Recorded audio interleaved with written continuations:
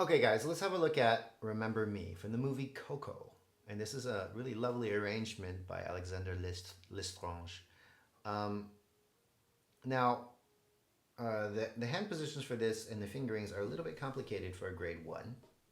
So I really would suggest going through right hand alone for a little while until you get really used to the fingerings to use, okay?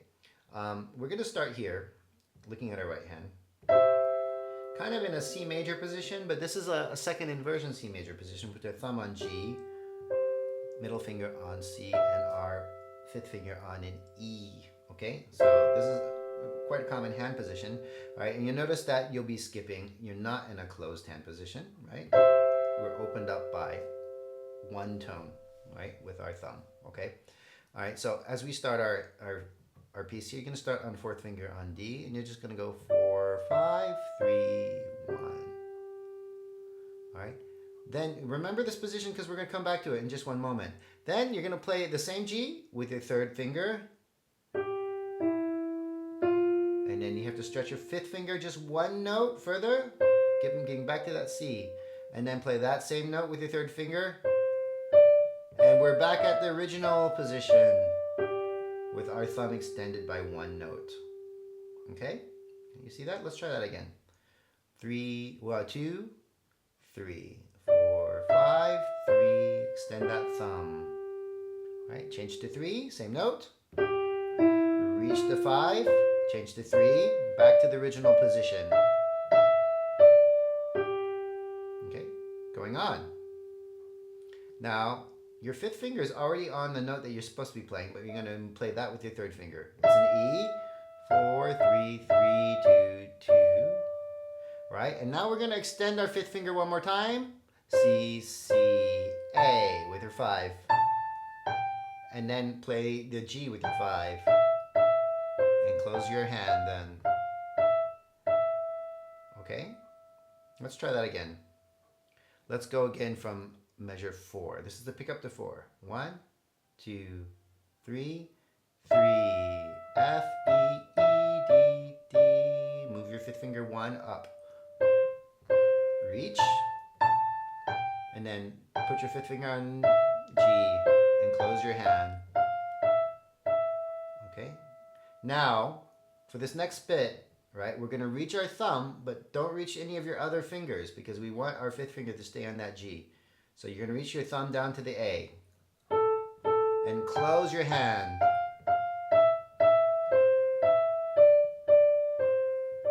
All right? So you just have to reach your thumb down for those two A's and then just close your hand back into position C. So trying that again.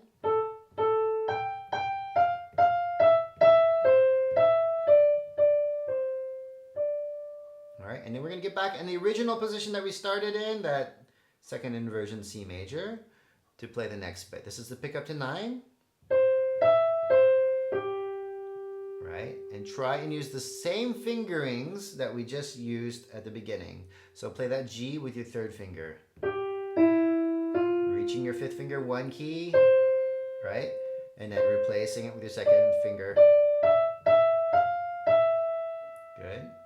Now you have your third finger on the same note.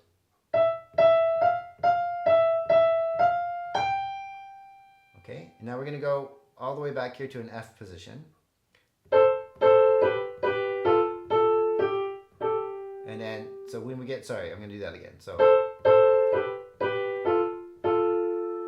and then when you play that G, you have to play the next G with your fifth finger. So it's 2 times the same note, but different fingers. And we get back to position C. Okay, we're going to do that again. This is measure 13.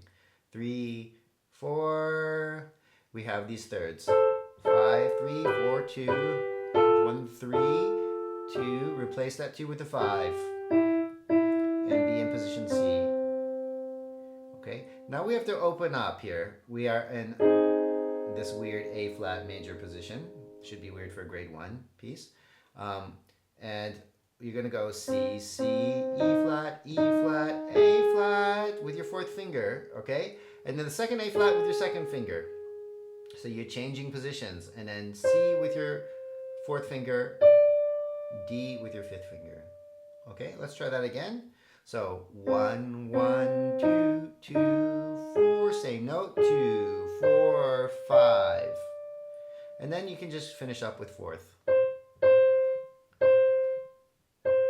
Okay, so that's going to require a bit of practice until you are really flowing with the melody.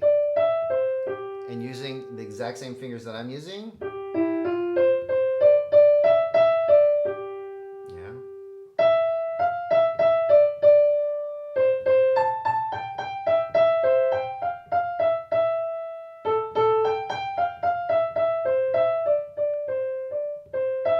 Try not to make up your own fingers, all right? These fingerings are very nice. And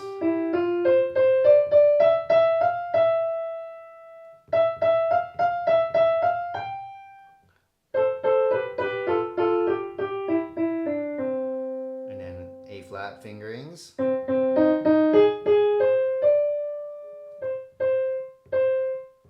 just stay with your fourth finger there, okay? All right, good luck with that. Let's look at the left hand.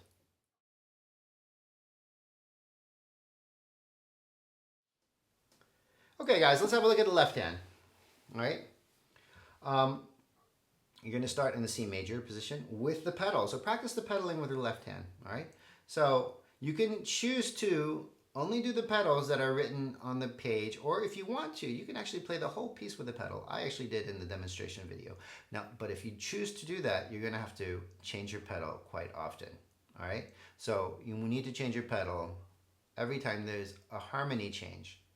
Okay. So if you don't want to, you just do the pedaling that's written here, okay? So this is starting on a C major chord. All right, just 5 and 3 1s. You're gonna cross your second finger and play the A flat. 3. And there should be 2 pedal changes in this bar if you're using your pedal change, right? And then go back to C major.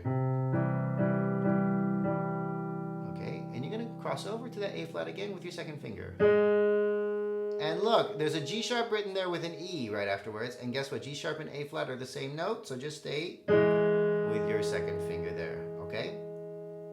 And then with your first finger, you can play the A. All right, we're in measure 5 there. And then cross your second finger again to play B flat. And then with your first finger, play the C. And close your hand so you can play the F open 5th here with 1 and 5. Okay, now the next note is an A flat, so we're going to play that with our third finger. You're going to cross your thumb and play the G with your thumb. And then that puts us back in position C, so to play this C major chord. This is like the beginning. Cross that second finger. 2, 3, 4, back to C major. Now you have to jump up to B flat major. 4 and 2, and then 3 and 1 on that C major chord, right? And then down here, F major chord, F A C, 1 3 5. Then you have to move here to play the E, the G sharp, and the A with 4 2 1. Okay, again, that's 4 2 1. Now look. You just played the G sharp with your second finger, so don't get confused that there's an A flat here, because A flat and G sharp are the same note as we just said. So you don't have to move your hand between measure 14 and 15, all right? So here's measure 14 again, with the G sharp on the second. And now we have to play D and A flat. It's the same note. And look, I didn't move my hand at all, all right? So you might be tempted to move your hand, but it's really easy. You're just in this I guess it's D minor position with some weird notes, okay? All right, and just keep your hand there because your second finger is already on the A flat. So the very next chord, second to last bar, is F and A flat. Just play 2 and 3 as it's marked. All right, and then the last chord is a C major chord, so just going back to C major. All right. So practice that a few times with those fingerings, and yeah, good luck with that.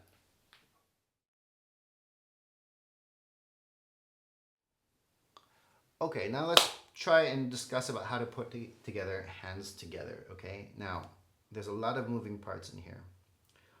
So I would suggest that you just take a very small bit, maybe even one measure. For example, the beginning, the very first measure, you're just going to do this until you feel comfortable, and then with the change, and back to C major. And just do that a few times until you feel comfortable, all right? Now, what's nice about this piece is the hands don't really move at the same time, not very much. The left hand is just changing every measure or every half measure, something. And if it has anything more complicated than that, like this, the right hand's actually not doing anything at the same time. So the coordination-wise is not that bad, right? But still, take it in small little chunks, okay? So just repeat this a few times, maybe just for this entire practice session. But what's really important is that you do the fingerings, all the fingering changes you practice in the hands apart, okay? That you're crossing that two and you're coming right back, that you're making these changes and that you're not putting other fingerings down. Don't invent fingerings when you put hands together down, right? It will all make sense once you get the coordination down, okay? Now that could be one practice session. So the next practice session you can go and repeat what you just did today, okay? And then maybe add the next 2 bars or 3 bars. So maybe, so we were maybe here and you're gonna cross your second finger. And if that's hard for you, you gotta just practice that a few times. All right? And then go on.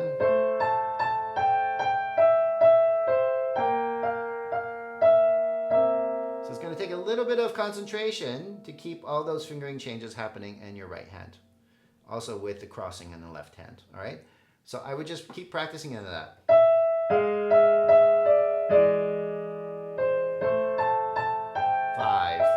Crossing, right? And that could be another practice session, right? And make sure you join that to the first part, okay?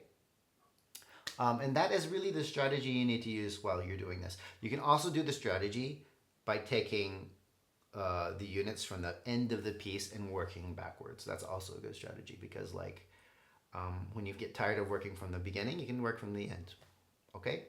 Until you've made it all the way to the end. And if you actually look at it, it's a very short piece. Even if you are practicing just maybe 4 bars a day, there are only 17 bars in this piece, and that would take you, if you do 4 bars a day, you would put it together in 4 or 5 days, okay? Which is not a lot of time. All right. Anyway, good luck with all of that. Have fun learning this piece. It's a very lovely piece. And we'll see you in the next video.